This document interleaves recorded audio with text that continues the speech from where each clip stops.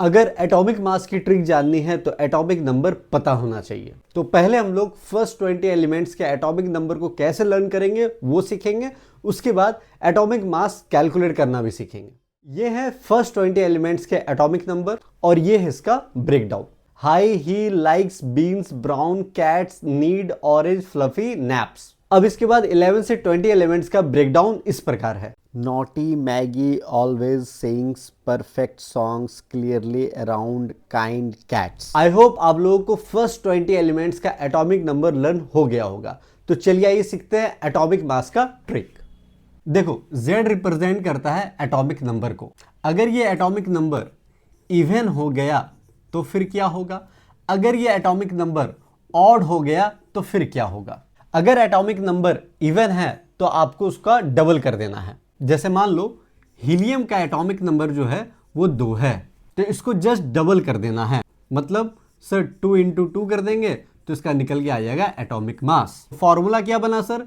जो भी atomic number even होगा तो उसको जस्ट डबल कर देंगे तो निकल के आ जाएगा एटॉमिक मास, जिसको A से रिप्रेजेंट किया जाता है। तो ये बन गया आपका फॉर्मूला।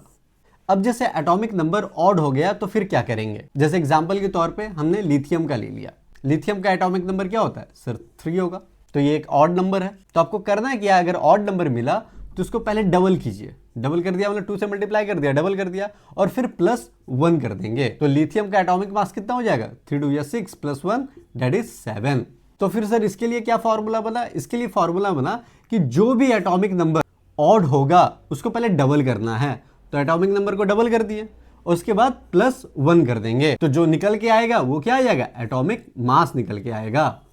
बट केमिस्ट्री बिना एक्सेप्शन का कंप्लीट कैसे होगा? तो यहां पे भी एक्सेप्शन है, तो चलिए उसको भी देख लेते हैं। अब आपका सवाल होगा सर आपने हीलियम से स्टार्ट क्यों किया? हाइड्रोजन का एटॉमिक नंबर 1 है, तो सर वो ऑड है, तो क्या सर वो इस फॉर्मूले में फिट होगा क्या? मैं बोलूंगा नहीं। हाइड्रोजन का एटॉमिक नंबर 1 है तो एटॉमिक मास भी 1 होगा। ये एक्सेप्शन है, लर्न करना पड़ेगा आपको। उसके बाद 1 से 20 में एक और एक्सेप्शन है, दैट इज क्लोरीन का। अब 1 से 20 में जितना भी एटॉमिक मास है ना, क्लोरीन ही एक ऐसा है जिसका डेसिमल में है एटॉमिक मास, तो वो भी आप लोग लर्न कर लेना। क्लोरीन का होता है 35.5।